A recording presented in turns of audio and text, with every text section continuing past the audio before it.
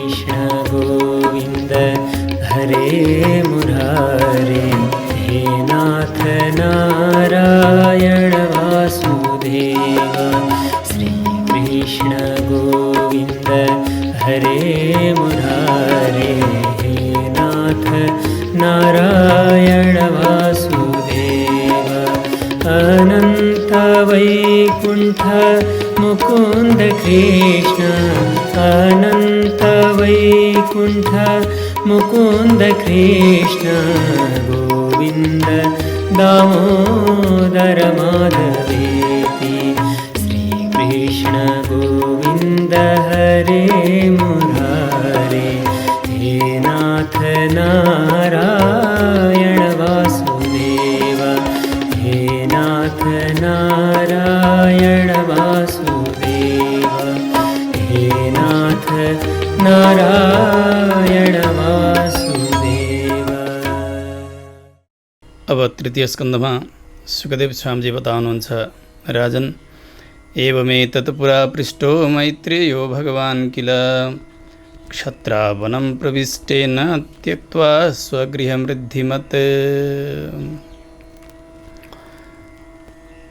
श्री विदुरजी जब महाभारतको युद्ध हुन लाग्ने निश्चित भयो तब युद्ध अगावै दरबार छोडेर तीर्थाटनका निमित्त भनेर निस्कनुहुन्छ। त्यो सारा ऐश्वर्यलाई सारा वैभवलाई सब छोडेर तीर्थाटन गर्दै गर्दै गर्दै पुग्नुभयो मैत्री ऋषिका आश्रममा। गएर यही जिज्ञासा गर्नुभएको थियो, राजन तपाईँले जे गर्नुभएको छ। सुन्ने बित्तिकै राजर्षि परीक्षितजीले भन्नुहुन्छ, प्रभु के कारण विदुरजीले दरबार छोड्न पर्यो, कहिले पुग्नुभयो मैत्री ऋषिका साथमा, कस्ता कस्ता प्रश्न गर्नुभयो होला मैत्री ऋषि जस्ता ज्ञानीका पासमा। विदुर जस्ता महाभागवतले मलाई विस्तारपूर्वक सुनाइदिबक्स्योस्। सुखदेव स्वामीजी भन्नुहुन्छ, राजन आफ्ना पुत्र मोहमा परेर धृतराष्ट्रले अनेक प्रकारको दुःख दिन लागे पाण्डवलाई। कौरवले यति दुःख दे यति दुःख हेर्नु, अन्यायपूर्वक आफ्ना पुत्रको पोषण गरेका छन्। दुर्योधन जे भन्छ त्यही मानेका छन्। धृतराष्ट्र वारणावतमा लाहाका घरमा राखेर मार्ने प्रयास पनि गरे कौरवहरूले पाण्डवलाई। विषका लड्डु खुवाएर मार्ने प्रयास गर्दछन्। अनेक प्रकारको यातना प्रायः यिनीहरूले दिइरहेका छन्। समय बित्दै गयो। त्यो दूत सभा जहाँ कपट जुवाका बहानामा पाण्डवहरूलाई पराजित गराइन्छ, शकुनी जस्तो दुष्टको त्यहाँ मन्त्रणा छ। शकुनी दुर्योधनको मामा, उसले जे भन्यो त्यही मान्दछ दुर्योधन, र दुर्योधन जे चाहन्छ नि त्यही गरिदिन्थे राजा धृतराष्ट्र। यति अन्याय गरे, यति अन्याय। एक दिन अत्यन्त अपवित्र अवस्थामा हुनुभएकी देवी द्रौपदी, जो रजस्वला भएर 3 दिनको अवस्था थियो, त्यस समयमा शकुनीको उक्साहटमा लागेर दुर्योधनले दुशासनलाई आज्ञा दियो, जा गएर लिएर आइज द्रौपदीलाई। दुशासन जान्छ।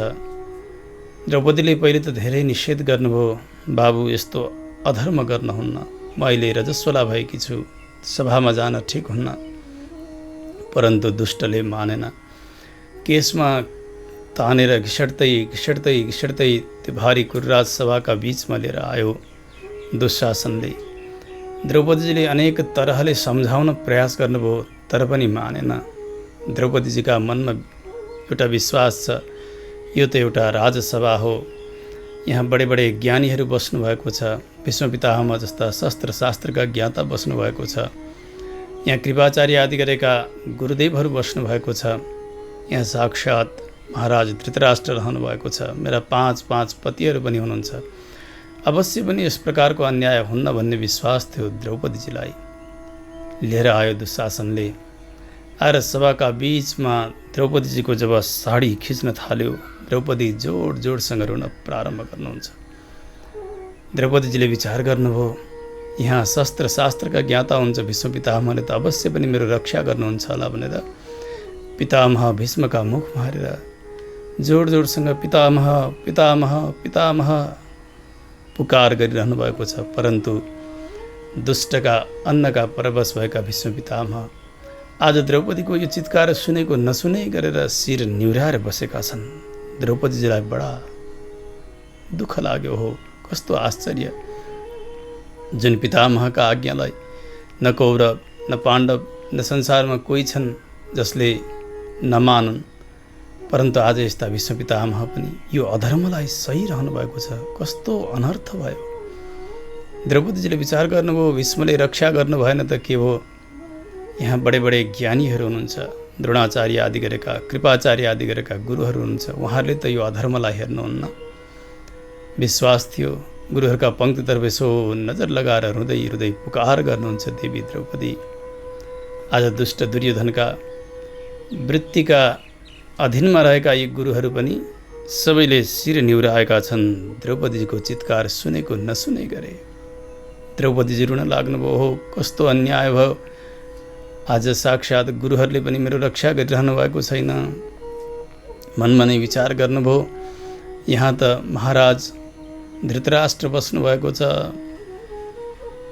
आँखाले नदेखे पनि मेरो यो चित्कारलाई त यहाँले सुन्नुहुन्छ नि भनेर राजसिंहासनतर्फ फर्केर सभामा देवी द्रौपदी महाराज महाराज महाराज पुकार गरिरहनु भएको छ। परन्तु यी धृतराष्ट्र हेर्नु, यिनका केवल बाहिरका आँखा मात्र बन्द थिएनन्। भगवान श्री भाष्यकार रामानुज स्वामीजीले गीता भाष्यमा धृतराष्ट्रका विषयमा बताउनुहुन्छ, सर्वात्मना अन्धो धृतराष्ट्र, सबै प्रकारले अन्धा थिए यी धृतराष्ट्र। द्रौपदीजीको चित्कार सुनेर पनि नसुनेको जस्तो गरे, केही बोलिरहेका छैनन्। द्रौपदीजीका मनमा अत्यन्तै पीडा हुन लाग्यो, हो कस्तो अनर्थ भयो। आज राजाले पनि मेरो रक्षा गर्नु भएन। मनमा नै विचार गर्नुभयो, यी कसैले रक्षा गरेनन् त के भयो, मेरा 5 पतिहरू हुनुहुन्छ। पति शब्दकै अर्थ हुन्छ पातिति पतिही, जसले रक्षा गर्दछन् उनी हुन् पति। यहाँ धर्मराज युधिष्ठिर हुनुहुन्छ, गदाधारी भीम हुनुहुन्छ, गाण्डीवधारी अर्जुन हुनुहुन्छ, नकुल सहदेव जस्ता योद्धाहरू हुनुहुन्छ। मेरो यो दुर्दशालाई यहाँले हेर्न सक्नुहुन्न भनेर पतिहरूका पङ्क्तितर्फ नजर लगाएर जोडसँग रुन लाग्नुभयो देवी द्रौपदी। परन्तु आज जुवामा हारेका, पराजित मानसिकता बोकेका यी 5 पाण्डव सबैले शिर निहुराएका छन्। भित्रभित्र असह्य क्रोध त भएको छ भीमसेनलाई, परन्तु एउटा परिबन्धमा बाँधिएका आज यी कसैले पनि देवी द्रौपदीको रक्षा गरेनन्। द्रौपदीजीलाई अत्यधिक दुःख भइरहेको छ। आज पतिले पनि रक्षा गर्नु भएन, गुरुले रक्षा गर्नु भएन, राजाले रक्षा गरेनन्, भीष्म पितामहले रक्षा गर्नु भएन। कस्तो अनर्थ भयो। देवी द्रौपदी एक्लै लडिरहनु भएको छ दुशासनसँग। मनमा नै विचार गर्नुभयो, म पनि त एउटी वीराङ्गना हुँ, रानी हुँ, यस दुष्टसँग म आफै लड्दछु, म मेरो रक्षा आफै गर्दछु भनेर केही बेर द्रौपदी त्यो दुशासनसँग एक्लै लड्न लाग्नुभयो। कहाँको 10,000 हात्तीको बल भएको यो दुशासन, कहाँकी एउटी अबला नारी देवी द्रौपदी के लाग्दथ्यो र। अब त साडी खिच्नै लाग्यो। देवी द्रौपदीका सबै उपायहरू सिद्धिए। जबसम्म व्यक्तिले आफूमा र आफ्ना शरीर सम्बन्धीमा आशा गर्दछ तबसम्म भगवानले उसलाई रक्षा गर्नुहुन्न। जब सबैबाट ऊ त्यागिन्छ, आफ्नो रक्षा गर्नका लागि आफू पनि समर्थ छैन भन्ने यस्तो बोध हुन्छ, त्यसबेला मात्रै भगवानलाई सम्झन्छ चेतनले र भगवान उसको रक्षाका निमित्त आउनुहुन्छ। आज यो दुर्दशा भएको छ। देवी द्रौपदी जोड जोडसँग सभामा रोइरहनु भएको छ। यदा सभायां कुरुदेव देव्याः केशाभिमर्शं सुतकर्मगर्ह्यं नवारयामास नृपस्नुषायाः स्वाश्रैर्हरन्त्याः कुचकुङ्कुमानि। आँखाबाट आँसुका धारा बहेका छन्, आँखाका गाजल लतपतिएका छन्, वक्षस्थलमा लगाएका अङ्गराग आदि गरेका लेपनहरू बगिरहेका छन्। चित्कार गरेकी छन् देवी द्रौपदी, परन्तु आज कसैले रक्षा गरेनन्। हात खडा गर्नुभयो। सभाका बीचबाट भगवान श्री द्वारकाधीशलाई पुकार गर्न लाग्नुभयो, हे प्रभु शङ्खचक्र गदा पाणे द्वारका निलयाच्युत गोविन्द पुण्डरीकाक्ष रक्ष मां शरणागताम्। हे शङ्खचक्र गदा पद्मधारिण, हे द्वारकाधीश, हे गोविन्द, हे पुण्डरीकाक्ष, आज मैले जाने यी माटाका मूर्ति जस्ता भएका न पति न शरीर सम्बन्धी अरू कसैले रक्षा गर्ने रहेछन् जीवको। जीवात्माका सच्चा पति भनेका त हजुर नै हुनुहुँदो रहेछ। आज यस दशामा हे पुण्डरीकाक्ष, हे कमलनयन, हजुरकी दासी द्रौपदी हजुरको चरणको शरणागति गरिरहेकी छे। रक्षमाम शरणागताम, शरणमा आएकी मेरो रक्षा गर्नुहोस् हे गोविन्द, हे गोविन्द। जोड जोडसँग देवी द्रौपदीले भगवानलाई पुकार्नुभयो। भगवान देवी द्रौपदीको पुकारलाई सुनेर तत्काल द्वारकाबाट दौडनुहुन्छ। शास्त्रले भन्छन् भगवान सर्वत्र हुनुहुन्छ। सबैतिर भगवान भए तापनि आज किन द्वारकाबाटै भगवान आउनुभयो, यसको तात्पर्य आचार्यहरूले बताउनुहुन्छ। द्रौपदीजीले द्वारका निलयाच्युत, हे द्वारकाधीश भनेरै बोलाउनु भएको थियो। त्यस हुनाले भगवान द्वारकाबाट दौडिनु भयो। भगवान रुक्मिणीजीका साथ पासा खेल्दै हुनुहुन्थ्यो। एकाएक द्रौपदीजीको चित्कार सुनेर दौडिनु भयो। रुक्मिणीजीले सोध्दै हुनुहुन्थ्यो, प्रभु कहाँ जाँदै हुन्छ? भगवान भन्न भ्याइरहनु भएको छैन। आकाशमा भगवान प्रकट हुनुभयो। अविनाशी अक्षय अव्यय तत्व भगवान श्रीकृष्ण देवी द्रौपदीको साडी बनिरहनु भएको छ, वस्त्र बनिरहनु भएको छ। दुशासन त्यो साडी खिचिरहेको छ। मानव एउटा धागालाई एउटा डन्डामा बेर्ने हो भने त्यो धागालाई खिच्दा त्यो डन्डा जसरी एकदमै छिटो छिटो घुम्दछ, फन फन फन हुन्छ। आज देवी द्रौपदीको साडी त्यसै गरी तानिरहेको छ। दुष्टले द्रौपदीजी सभामा त्यसै गरी घुमिरहनु भएको छ। साडी सकिएन। भगवान अक्षय अविनाशी त्यस्ता प्रभु नै साडी बन्नु भएको छ भने कसरी सकिने रागे? अब त यो श्रान्त भयो। दुशासन पसिना पसिना भयो, साडीको ढेर लागेको छ। यो चिरहरण वस्त्रहरणबाट उद्धिक्क भयो, छोड्यो। सभासद सबै चकित भइरहेका छन्। भगवानले देवी द्रौपदीजीको यस्तो कष्टका समयमा रक्षा गर्नुभयो। शास्त्रले के भन्छन् भने हेर्नु, भगवानको शरणागति गर्दा शुद्ध भएर जानु, पवित्र भएर जानु, स्नान गरेर जानु इत्यादि शास्त्रका विधिवाक्यहरू छन्। तर प्राणी जान लाग्यो, कष्ट भयो, अब फेरि रहन सकिँदैन भने त्यस्ता अवस्थामा शुद्धा शुद्धि काल मुहुर्त इत्यादिको कुनै पाबन्दी रहन्न। कसैको अस्पतालका शय्यामा सुतेका समयमा प्राण जान लागेको छ, त्यसबेला उनलाई स्नान गराउने, उनलाई शुद्ध गराउने यो सम्भावना नै कम रहन्छ। मृत्यु शय्यामा पुगिसकेका छन् भने पनि उनलाई कति पनि विलम्ब नगरिकन आचार्य सन्निधिमा लगेर आचार्यको उपस्थिति गराएर भगवान मन्त्र भगवत शरणागति प्रदान गर्नु, दीक्षा प्रदान गर्नु शास्त्रले यसरी बताएका छन्। यो आतुर अवस्था हो। रजस्वला भएकी नारी देवी द्रौपदी 3 दिनको दिन थियो, न स्नान गर्नुभएको थियो उहाँले। त्यस्ता अवस्थामा भगवानको शरणागति गर्नुभयो। भगवान तत्कालै साडी बनेर द्रौपदीजीको लज्जाको रक्षा गर्नुभयो। द्रौपदीजीको शरणागति सामान्य होइन हेर्नु, र भगवानले गर्नुभएको यो रक्षा पनि सामान्य होइन। द्रौपदीजीले जुन प्रकारले भगवानलाई पुकार गर्नुभयो, भगवान एउटी परसरेकी नारीको 3 दिनका अवस्थामा साडी बन्नका निमित्त कति पनि हिचकिचाउनु भएन। भन्नु भगवान श्रीकृष्णभन्दा दयालु अरू यस जगतमा को होला? त्यस्ती नारीको साडी बनेर भगवान रक्षा गरिरहनु भएको छ। यही शरणागतिका कारण भगवानले पाण्डवलाई मार्नु भएन। जब जुवा खेले सर्वस्व हारे, देवी सती द्रौपदीलाई पनि दाउमा राख्ने यस्तो चेष्टा गरे। पाण्डवहरूले भन्ने सुनेपछि भगवान श्रीकृष्ण पाण्डवहरूलाई मार्नका निमित्त तयार हुनुभयो। आखिर के अन्तर भयो त यी कौरव र पाण्डवमा? ती दुष्ट कौरवका साथमा जुवा खेले, सर्वस्व हारे। जुवा खेल्नै नहुने राजाले, धर्मात्मा राजाले हुँदाहुँदै यहाँसम्म अधर्म गरे, यतिसम्म अन्याय गरे पाण्डवहरूले कि द्रौपदीलाई पनि दाउमा राख्ने काम गरे। त्यसकारण यसलाई मारिदिनु पर्यो भनेर भगवान तयार हुनुभएको थियो। देवी द्रौपदी स्नान गरेर आफ्ना सिउँदोमा सिन्दुर भरेर भगवानका नजिकै दौड्दै आउनुभएको छ। भगवान्सँग भन्नुहुन्छ, प्रभु हजुरले जुन कार्य गर्न लाग्दै हुनुहुन्छ त्यसले यस दासीको यो सिउँदो पुछिँदैछ, हजुरलाई यही नै इच्छा छ। द्रौपदीले यसो भनिसकेपछि भगवान् श्रीकृष्णले पाण्डवलाई मार्नु भएन, अन्यथा पाण्डवको प्राण भगवान्ले लिइदिनुहुन्थ्यो। त्यसो हुनाले देवी द्रौपदीकै शरणागतिद्वारा पाण्डवको सेवा, पाण्डवको रक्षा, पाण्डवलाई परेका आपत्तिमा भगवान् साथ रहनुभयो, यो तात्पर्य हो। द्रौपदीको शरणागति भगवान् जब प्रभासमा हुनुहुन्थ्यो सबैलाई उपदेश दिनुभयो।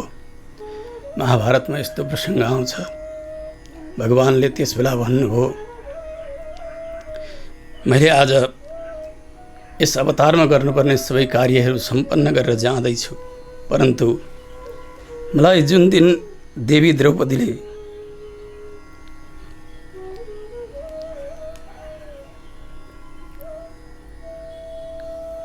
भारी सभाका बीचबाट हे गोविन्द भनेर पुकार गरिन्, त्यो मेरा लागि एक ऋण जस्तो भएको छ। सबैको ऋण चुकाएर म जाँदैछु, तर देवी द्रौपदीको ऋण नचुकाइकन म जाँदैछु भनेर भगवान्ले अन्तिम उपदेश गर्नुभएको छ। गोविन्देति यदा क्रन्दत कृष्णा मां दूरवासिनं ऋणं प्रविद्धम् इव मे हृदयान्नापसर्पति। ऋणं प्रवृद्धम् इव मे, जसरी कसैले कोहीबाट ऋण लियो भने, कर्जा लियो भने त्यो कर्जा बढ्दै बढ्दै जान्छ, तिर्न सकेन भने जसबाट कर्जा लिएको हो त्यो व्यक्ति आउँदा यो कर्जा लिने व्यक्ति लुक्छ, भाग्छ, डराउँछ। उसका परिवारजन कोही आए पनि यो डराउँछ। अब नतिर्ने नियतले लिएको छ भने त गाउँका कोही व्यक्ति आए पनि यो डराउँछ, त्यो ऋणी व्यक्ति। जसरी ऋण बढ्दै जान्छ, साउँ ब्याज हुँदै हुँदै हुँदै भगवान्ले भन्नुभयो आज त्यसै गरी यो ऋण बढेर गएको छ। देवी द्रौपदीले त्यो भारी सभाका बीचबाट हे गोविन्द भनेर जब पुकारिन् नि, त्यो ऋण नतिरिकन म जाँदैछु। त्यस कारणले हेर्नु, देवी द्रौपदीको शरणागति सामान्य शरणागति होइन। पूर्वाचार्यहरूले प्रबन्धका व्याख्यामा यी पङ्क्तिहरूलाई उठाउनुहुन्छ, भगवान्का यी वाणीहरूलाई उठाउनु भएको छ। द्रौपदीजीकै शरणागतिद्वारा पाण्डव कुलको रक्षा भइरहेको छ। अब त हेर्नु, पाण्डवहरूलाई ज्वामा हराएर 12 वर्षको वनवास, 1 वर्षको गुप्तवासको यस्तो सजाय सुनाइएको छ। पाण्डवहरू वनवासका निमित्त जानुभयो। वनवासमा भएका बेलामा पनि अनेक प्रकारका कष्टहरू, जति जति आपत्ति पर्थे भगवान् श्रीकृष्ण त्यहाँ सवारी भएर पाण्डवहरूको रक्षा गरिरहनु भएको छ। गुप्तवासका निमित्त विराट नगरमा आउनुभयो। पाण्डवहरू आफ्ना स्वरूपलाई लुकाएर छिपाएर, त्यसबेला त्यो गुप्तवासलाई भङ्ग गर्नका निमित्त दुर्योधनले धेरै कुचेष्टा गर्यो, तर पनि भगवान्का कृपाले त्यो सबै अनुकूल हुँदै गयो। गुप्तवास पनि सम्पन्न गर्नुभयो पाण्डवहरूले। भगवान् श्रीकृष्ण सहित माता कुन्तीलाई, देवी द्रौपदीलाई पनि साथ मिलेर 5 पाण्डवहरू अब इन्द्रप्रस्थमा आउनुभएको छ। एक दिन सभामा यसै प्रसङ्गात भगवान्ले भन्नुभयो, महाराज युधिष्ठिर, तपाईँले सबै शर्तहरू पुरा गर्नुभएको छ। वनवास पनि पुरा भयो, गुप्तवास पनि पुरा भयो। यो हस्तिनापुरको निष्कण्टक राज्य त हजुरको हो नि, त्यसो हुनाले हजुरले अब त्यो राज्य माग्नु पर्दछ। युधिष्ठिर महाराजले भन्नुभयो, प्रभु यी कौरवहरू पनि त हाम्रै भाइ हुन् नि, यिनीहरूले भोग गर्नु र हामीले भोग गर्नुमा के अन्तर छ र? त्यस कारणले यिनीहरूले नै भोग गरून्, यो हस्तिनापुरको राज्य हामीलाई चाहिएको छैन। भगवान् श्रीकृष्णले भन्नुभयो, महाराज अन्याय सहनु पनि एउटा अपराध हो। व्यक्तिले न्याय खोज्नु पर्दछ, न्यायका निमित्त लड्नु पर्दछ। यदि तपाईँ जस्ता धर्मात्माले पनि न्याय नखोज्ने हो भने अब संसारमा न्याय नाम गरेको कुनै पदार्थ बाँकी रहने छैन। त्यस कारणले अवश्य आफ्नो भाग खोज्नुहोस्। भगवान्ले सम्झाइसकेपछि युधिष्ठिर महाराजले भन्नुभयो, प्रभु हामी जम्मा 5 भाइ छौँ, हामीलाई 5 गाउँ कौरवहरूले दिए भने हामी शान्तिसँग बस्दछौँ, उनीहरूसँग युद्ध गर्न चाहन्नौँ। यही सन्देश हजुरले सुनाइदिबक्स्योस्। एक पत्र तयार गर्नुभयो महाराज युधिष्ठिरले। भगवान् श्रीकृष्ण दूत बनेर त्यो पत्र लिएर कौरव सभामा जाँदै हुनुहुन्छ। भारी सभा चलिरहेको छ। धृतराष्ट्र बसेका छन्, दुर्योधन आदि गरेका सबै बसेका छन्। सभाका बीचमा यथोचित प्रणाम आदि गरिसकेपछि भगवान् श्रीकृष्णले महाराज धृतराष्ट्रलाई सम्बोधन गर्दै भन्नुभयो, महाराज, म महाराज युधिष्ठिरको दूत बनेर आएको छु। युधिष्ठिरजीले एक सन्देश पठाउनु भएको छ। युधिष्ठिरजी सन्धि चाहनुहुन्छ, युद्ध चाहनुहुन्न। धृतराष्ट्रले आज्ञा दिए, भगवान्ले त्यो पत्र वाचन गर्नुभयो। पत्रमा यस्तो लेखिएको छ, महाभारतमा यो प्रसङ्ग आउँछ हेर्नु। युधिष्ठिरले लेख्नु भएको थियो, इन्द्रप्रस्थम वृकप्रस्थम जयन्तं वारणावतं प्रयच्छ चतुरो ग्रामान् कञ्चित एकं च पञ्चमम्। हामीलाई इन्द्रप्रस्थ नाम गरेको गाउँ मिलोस्, वृकप्रस्थ मिलोस्, जयन्त मिलोस्, वारणावत मिलोस् र अर्को कुनै एउटा गाउँ मिलोस्। हामी 5 भाइ छौँ, हामी आनन्दसँग बस्छौँ, हामी युद्ध चाहन्नौँ। यो पत्र महाराज सुनिरहनु भएको थियो धृतराष्ट्र। अरू सभासदहरू सुनिरहेका थिए। जुरुक्क उठ्यो दुर्योधन, उठेर भन्यो, कृष्ण, 5 गाउँका कुरा गर्छौ तिमी?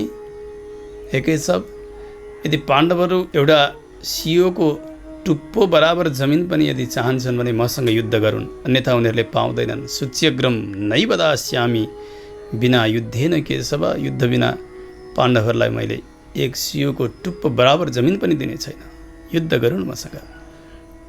यसरी जब दुर्योधन प्रस्तुत भयो सभामा, भगवान्ले विचार गर्नुभयो, अब महाभारतको युद्ध अवश्यम्भावी भयो, यहाँ बस्नु ठिक छैन भनेर भगवान् सभाबाट विदा भएर जान लाग्नुभयो।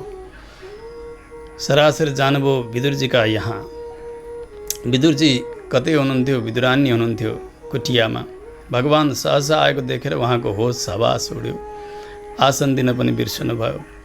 भगवान् यसै बस्नुभएको छ। अब हर्षका साथ भगवान्को सेवा गर्न लाग्नुभएको, भोग लगाउन लाग्नुभएको।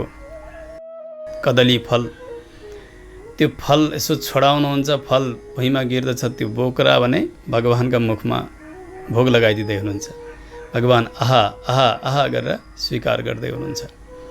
केही बेर भयो विदुरजी पुग्नुभयो।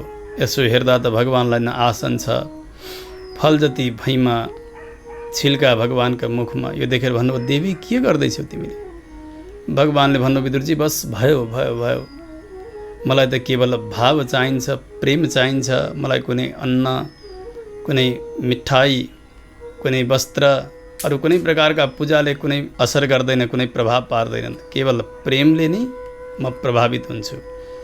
भाव का भूखा हूँ मैं, भाव ही बस सार है, भाव से मुझको भजे तो भव से बेड़ा पार है। भाव का भूखा हूँ मैं, भाव ही बस सार है। भगवान्ले भन्नुभयो, केवल म त प्रेमको भोको छु, यहाँ यही पाइरहेको छु। त्यसो हुनाले मलाई यसैमा आनन्द छ। भगवान् विदुरजीका यहाँ सत्कार स्वीकार गरेर फर्केर सभामा आउनुभयो। दुर्योधनले भोजनका निमित्त पहिले निमन्त्रणा दिएको थियो।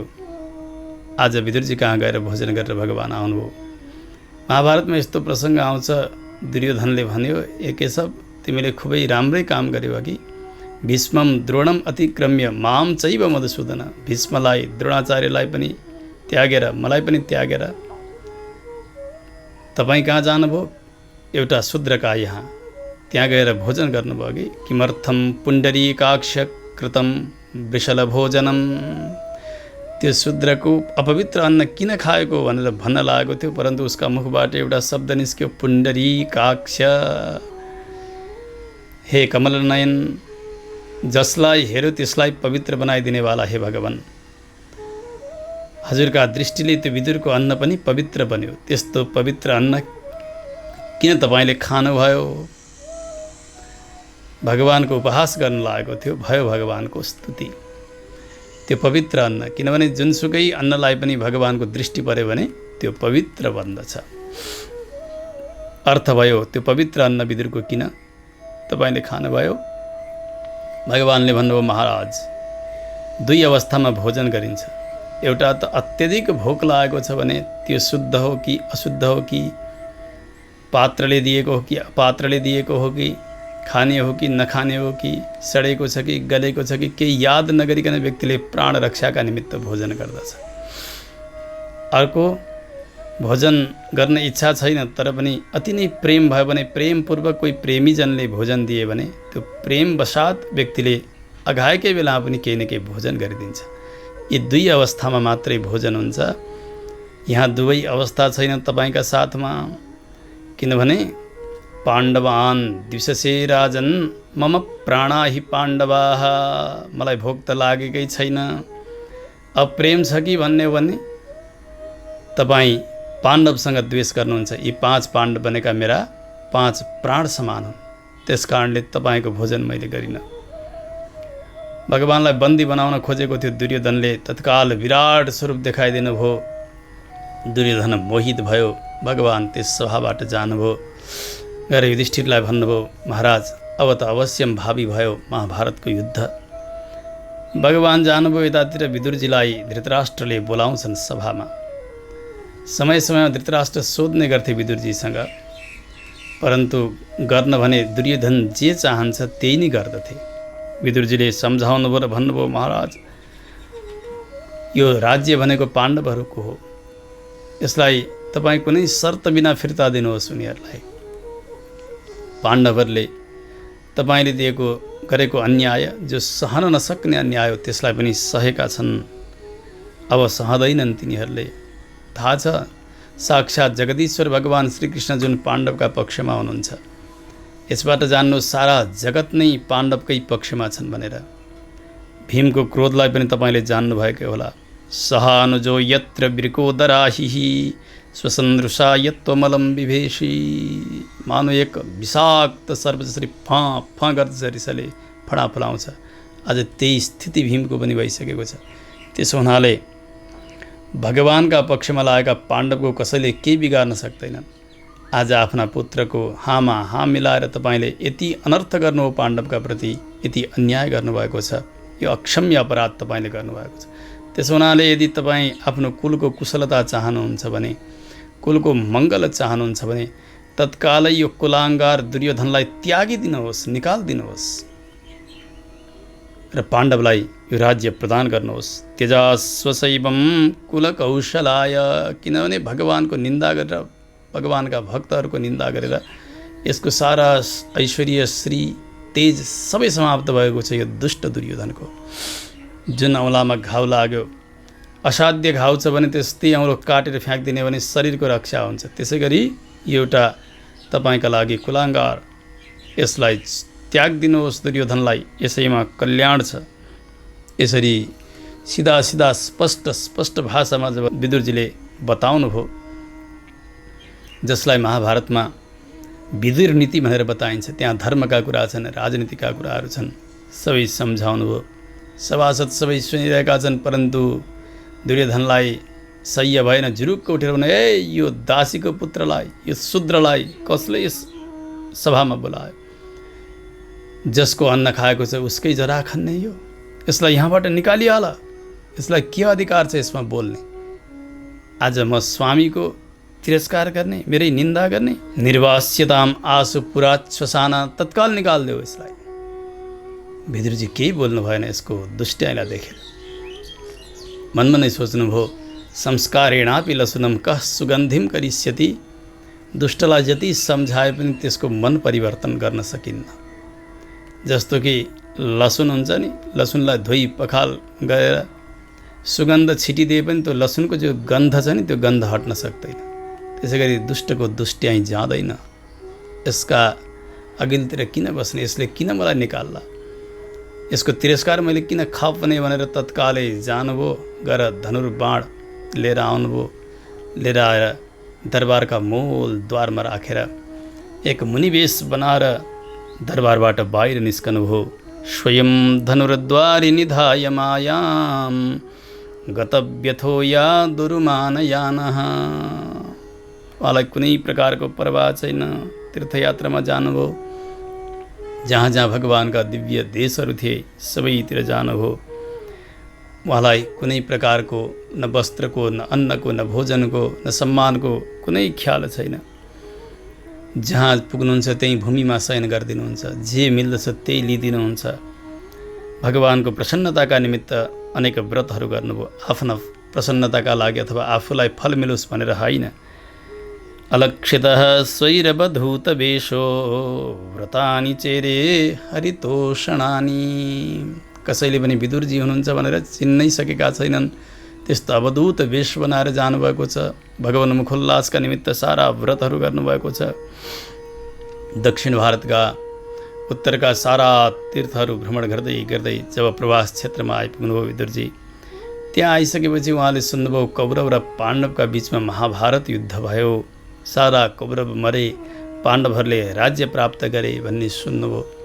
भाइ भाइ लडे अनि कौरवहरू मरे, जस्तै भए पनि बन्धु हुन्। उनीहरूको मृत्युमा सामान्य शोक त विदुरजीलाई भयो, परन्तु मनमा नै सोच्नुभयो कि युधिष्ठिर जस्ता धर्मात्माले अब राज्य गरेका छन् भने अब लोकको मङ्गल हुन्छ, प्रजाहरू सुखी हुन्छन्। यही विचार गरेर फर्कदै हुनुहुन्थ्यो। सौराष्ट्र सौवीर आदिका स्थानहरू पार गर्दै गर्दै यमुनाजीका तटमा श्री वृन्दावन धाममा आइपुग्नुभयो। कालेन तावद् यमुनामुपेत्य तत्रोद्धवं भागवतं ददर्श। त्यहाँ महाभागवत उद्धवजीका साथमा भेट भयो। परस्पर यी दुई विरक्त महाभागवत गाढ आलिङ्गन गर्नुहुन्छ, हर्षका आँसुहरू बगाउनुहुन्छ। अब भगवत चर्चा प्रारम्भ गर्न लाग्नुभयो। विदुरजीले भगवानका विषयमा धेरै सोध्नुहुन्छ। उद्धवजी भगवानले प्रवास क्षेत्रबाट आज्ञा गरेर भगवान अब स्वधाम जाने तयारी। यतातिर भगवानबाट वियुक्त भएर बद्रीका आश्रमतर्फ भगवानका चरणपादुका लिएर जाँदै हुन्छ। एकदमै ताजा ताजा पीडा छ भगवत वियोगको। विदुरजीका साथमा भेट भयो, केही शान्ति भयो। विदुरजीले प्रश्न गर्दै भन्नुभयो भगवानको के छ समाचार, बलदेवजी के गर्न चाहनुहुन्छ, अनि यदुवीरहरू के गरिरहेका छन्, प्रद्युम्न अनिरुद्ध साम्बा आदि गरेकाको समाचार के छ। यतातिर पाण्डवहरूका विषयमा पनि सोध्नुभयो। अपि स्वदर्भ्यां विजयाच्युताभ्यां धर्मेण धर्मः परिपाति सेतुं। युधिष्ठिरले धर्मपूर्वकै राज्य गरिरहेका छन्। उद्धवजी के छ समाचार।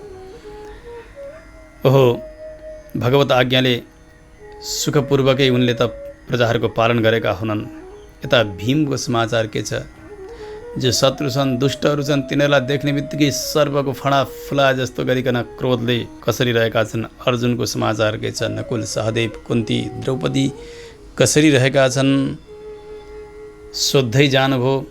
अनि अन्तिममा भन्नुभयो भगवान कसरी रहनुभएको छ द्वारकामा। तस्य प्रपन्नाखिललोकपानाम् अवस्थितानाम् अनुशासने स्वे अर्थाय जातस्य यदुस्वजस्य वार्तां सखे कीर्तय तीर्थकीर्तेः। समस्त शरणापन्न चेतनहरूलाई कृपा गर्नका निमित्त यदुवंशमा अवतार ग्रहण गर्नुभएका भगवान श्रीकृष्णका विषयमा बताउनुहोस्। भगवानका विषयमा सुन्ने इच्छा छ। जब यो प्रश्न गर्नुभयो विदुरजीले, सुन्ने बित्तिकै उद्धवजी मूर्छा पर्नुभयो। एक मुहुर्तसम्म त केही बोल्न सक्नुभएको छैन। उद्धवजी कस्तो हुनुहुन्थ्यो भने बाल्यावस्थामा 5 वर्षको हुँदा पनि भगवानकै मूर्ति बनाउने, भगवान श्रीकृष्णकै लीला गर्ने, खेल्ने, यसरी समय बिताउनुहुन्थ्यो। खेलमा पनि माताजीले भन्नुहुन्थ्यो उद्धव भोजन गर्न आऊ, तर पनि भोजन त्यागिकन भगवानका लीलामा रमाउनुहुन्थ्यो। अब अहिले त भगवानकै साथ छ। भगवानकै साथमा खाएर खेलेर अनेक प्रकारका चेष्टा क्रिया सबै भगवानका साथमा सम्पन्न गर्नुभएको लामो समयबाट आज भगवानको वियोगले पीडा भइरहेको छ। विदुरजीले त्यही प्रश्न गरिदिनुभयो। मूर्छा पर्नुभयो, बोल्न सक्नु भएन। मानौ एक प्रकारले उहाँका शरीरबाट प्राण नै गइसकेका छन्। भगवत धाममै पुगिसक्नु भएको छ। सनकैः भगवल्लोकान् नृलोकं पुनरागतः विमृज्य नेत्रे विदुरं प्रत्याहोद्धव उत्स्मयन्। बिस्तारै बिस्तारै भगवत धामबाट मानव उद्धवजी फेरि शरीरमा आउनुभयो। अलिअलि शरीरमा चेतना आयो, जुरुक्क उठ्नुहुन्छ, आँखाका आँसु पुछ्नुहुन्छ, हृदयलाई सम्हाल्नुहुन्छ। एकदमै ललित गलित वाणीमा उद्धवजीले भन्नुभयो, हे विदुरजी, कृष्ण द्युमणिनिम लोचे गिरणेश्व जगरेणः किं नुनः कुशलं ब्रूयाम गतश्रीषु गृहेष्वहम्। अब जगतमा सदाका लागि भगवान श्रीकृष्ण रूपी सूर्यको अस्त भइसकेको छ। भगवान हुन्न यस जगतमा। कालरूपी सर्पले हामी सबैलाई ग्रस्त गरिसकेको छ। कालले खाइसकेका हामीले अब के कुशलका कुरा गर्ने, के मङ्गलका कुरा गर्ने। विदुरजी, हामी श्रीहीन भइसकेका छौँ। यो लोक पनि अत्यन्तै भाग्यहीन भयो, भगवानले छोड्नुभयो। यदुवंशीहरूले पनि भगवानलाई जान्न सकेनन्। भगवान साथमा हुनुहुन्थ्यो। सबैले कसैले पिता, कसैले पुत्र, दाजु, भाइ इत्यादि सम्बन्धद्वारा एउटा सामान्य व्यक्तिका रूपले नै भगवानलाई माने। भगवानलाई ईश्वर भनेर कसरी चिनेर। जसरी चन्द्रमा बीचमा रहेर तारागणहरू हुन्छन्, चन्द्रमाद्वारा ती सुशोभित हुन्छन्, तारागणद्वारा चन्द्रमा सुशोभित भएका हुन्छन्, त्यसै गरी भगवान यदुवंशका बीचमा रहनुभयो। परन्तु आज भगवानलाई नै उनीहरूले जानेनन्। देवस्य मायास्पृष्ट ये चान्यत् असदाश्रिताः भ्राम्यते धीर्न तद्वाक्यैः आत्मन्युक्तात्मनो हरौ। भगवानकी मायाले मोहित भएका कसैले पनि भगवानलाई जानेनन्। सबैले मनुष्यवत व्यवहार गरे, परन्तु भगवान साक्षात् जगतका आदि कारण यदुकुलमा भगवानले अवतार लिनुभयो। अनेक अनेक भगवानका वीरता, शूरता प्रकाशित हुने लीलाहरू पनि सम्पन्न भए। विदुरजी, जति बेला हजुरलाई याद छ राजस्व यज्ञ सम्पन्न भयो, युधिष्ठिरजीले गर्नुभयो। त्यस समयमा भगवानको सवारी भएको थियो। सारा सभासदहरू थिए यज्ञका लागि। भगवानको त्यो सौन्दर्यलाई देखेर सबैले एकै स्वरले भनेका थिए, ओहो, विधाता ब्रह्माले आफ्नो सम्पूर्ण कला कौशल श्रीकृष्णकै शरीर बनाउनका निमित्त खर्च गरेको रहेछ। अघि कति सुन्दर देखिनु भएको थियो भगवान त्यस समयमा। त्यस्ता प्रभुले आज छोडेर जानुभएको छ। कसैलाई पिता बनाएर सम्मान गर्नुभयो भगवानले, कसैलाई दाजु बनाएर सम्मान गर्नुभयो। अत्यन्तै ललित चरित्रहरूद्वारा भगवानले सबैलाई कृपा गर्नुभयो। त्यस्ता प्रभुले आज छोडेर जानुभएको छ। याम योगिनः संस्प्रियन्ति सम्यग योगेन कस्तद् विरहं सहेत। भगवानको कस्तो लीला आगे, जो नजन्मने हुनुहुन्छ फेरि पनि जन्मनु भएको छ। भगवान अवतार एकातिर लिनुहुन्छ, घर लीला अर्कातिर गर्नुहुन्छ। भगवानका यस्ता अनेक संशयात्मक लीलाहरू सम्पन्न भए। योगीहरू भगवानको त्यही स्वरूपलाई चाहन्छन्, त्यही मुक्ति पदलाई चाहन्छन्। त्यस्ता योगीहरू भगवानको विरहमा एक क्षण पनि रहन सक्दैनन्। त्यस्ता प्रभु जब वसुदेवका यहाँ जन्म लिनुभयो, गोकुल जानुभयो, भगवान अवतार लिएका केही दिनमै एक पुतना नाम गरेकी राक्षसी बालकहरूलाई मार्दै मार्दै आफ्ना स्तनमा दुधमा कालकुट नाम गरेको विष मिसाएर आएकी छे। भगवानलाई त्यो विष पिलाउनका निमित्त भनेर भगवानले पुतनाको विष पिइदिनु भयो, दुध पिइदिनु भयो अनि उसको प्राण पनि पिएर धाई आमालाई जुन गति दिनुपर्ने हो, मुक्ति गति आज पुतना जस्ती दुष्टलाई पनि भगवानले दिनुभयो भने भगवान श्रीकृष्णभन्दा अर्को को दयालु होला र अरू कसका शरणमा जाने।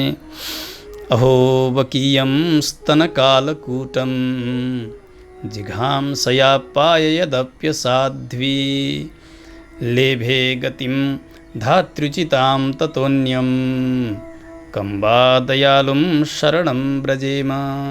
भगवान श्रीकृष्ण समान दयालु अरू कोही पनि छैनन्, शरणमा जान योग्य अरू कोही पनि छैनन्। भगवानले सबैलाई आनन्द दिनुभएको छ।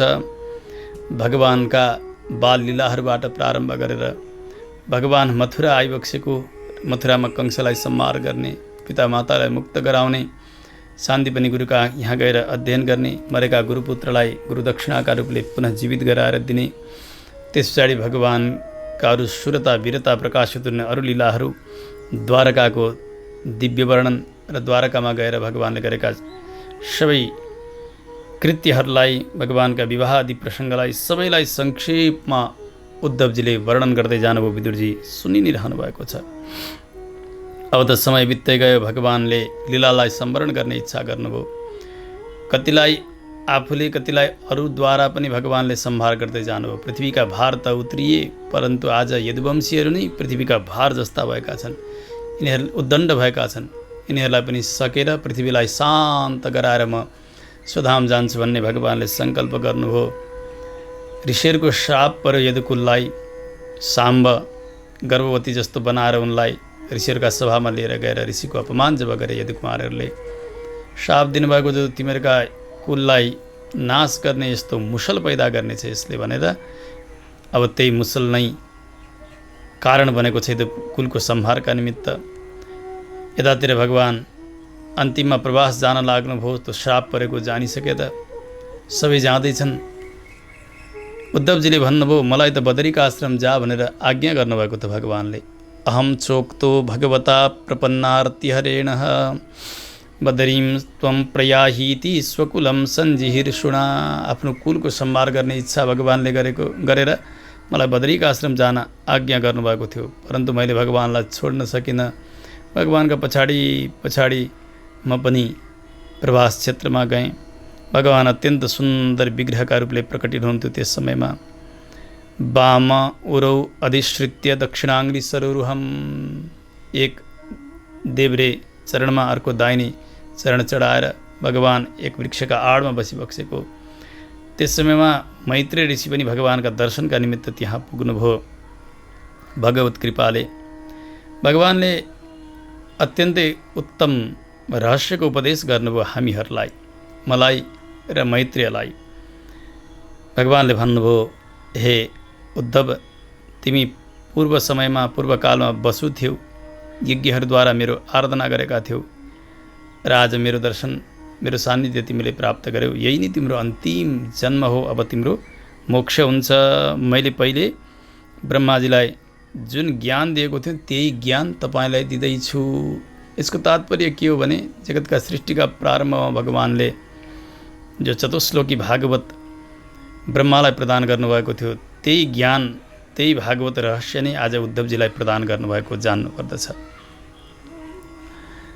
उद्धवजीले भन्दै जानु विदुरजी भगवानले मलाई उपदेश गर्नुभयो, त्यसबेला हजुरको पनि स्मरण गर्नुभयो भगवानले। मेरा विदुर जस्ता परम ज्ञानी परम भक्त कहाँ गएका होलान्। आज जाने समयमा मैले उनको दर्शन गर्न पाइनँ, उनीसँग भेट भएन भनेर भगवानले तपाईँको याद गर्नुभयो। भगवानका चरण पादुका लिएर म अहिले भगवानको उपदेशलाई ग्रहण गरेर बद्रिका आश्रमतर्फ जाँदैछु।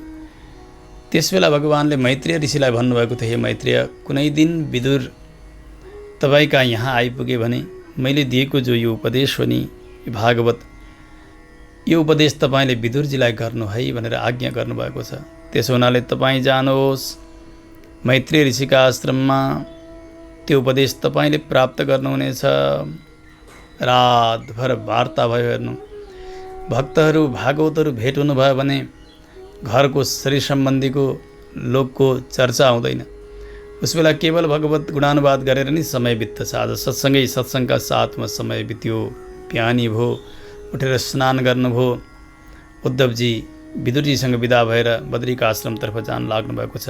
विदुरजी यमुनाजीका तटमा हुनुहुन्थ्यो।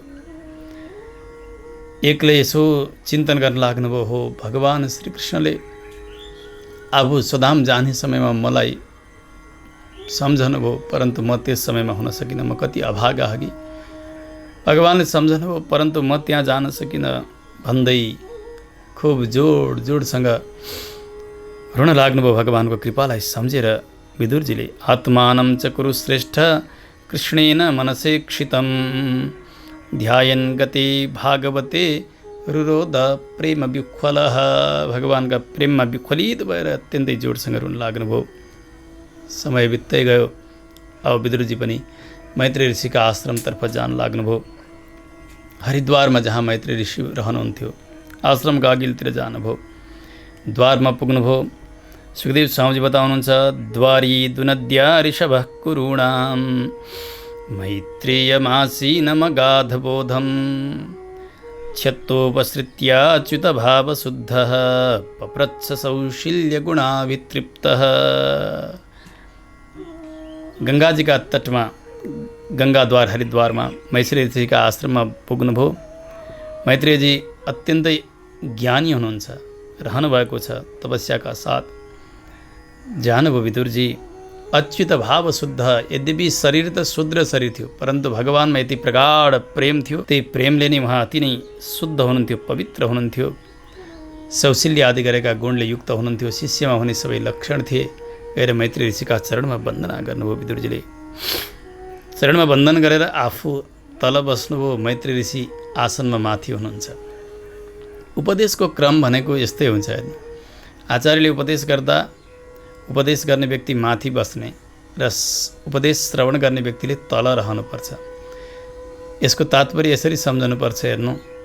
एक समय कोही गुरुजन व्यासपीठमा बसेर केही उपदेश गरिरहनु भएको थियो। आज भोलि पर्सि त्यही बाटो भएर कोही जाँदै थिए। उनलाई, ती जाने व्यक्तिलाई न कथासँग मतलब थियो, न गुरुसँग, न धर्मकर्मसँग। तर 2-4 दिनसम्म यही क्रम देखिरहेका छन् उनी। गुरु माथि छन्, अरू सबै तल छन्। जिज्ञासा भयो उनलाई, जान्ने इच्छा भयो। एक दिन कथाका विश्रामका समयमा साँझमा उनी आएर गुरुलाई नमस्कार गरेर भने, गुरुदेव, मैले एउटा अचम्म देखेँ नि, हजुर माथि बसेर भन्नुहुन्छ, अरू सबै तल बसेर सुन्छन्। किन बराबर आसनमा बसेर भन्ने सुन्ने गरे हुँदैन र? यसरी भेदभाव गर्न पाइन्छ र? गुरुदेवले भन्नुभयो, हजुरले भनेको ठिकै हो, तर त्यो उत्तर मैले दिनेछु, पहिले एउटा काम गरौँ है। उनले भने, हस्, जानु, 2टा ग्लासमा एउटा ग्लास भरि पानी लिएर आउनु, अर्को ग्लासलाई खाली लिएर आउनु। उनलाई उत्तर जान्नै थियो, त्यसो हुनाले हतार हतार गए। 2 गिलास लिए, एक धारामा पानी समाए, खन्याए पानी, त्यसमा ग्लास भरियो, अर्को ग्लास रित्तै छ। गुरुजीका नजिक लिएर आए। गुरुजीले भन्नुभयो, सज्जन, हजुरले अब त्यो भरि ग्लासको पानी यो खाली ग्लासमा खनाइदिनु। उनले त्यो भरि ग्लासलाई अलिकति माथि उठाए, खालीलाई अलिकति तल राखे। गुरुदेवले भन्नु, नै, यो बराबरमा राखेर खन्याउनु न, बराबरमा राखेर। उत्तिकै त हो नि, दुवै ग्लासै हुन्, त्यस कारणले बराबरमा खन्याउनु। सज्जनले भने, यो बराबरमा राखेर खन्याउने भने त सबै पोखिन्छ, यो खेर जान्छ। हो, तपाईँका जिज्ञासाको उत्तर पनि यही हो।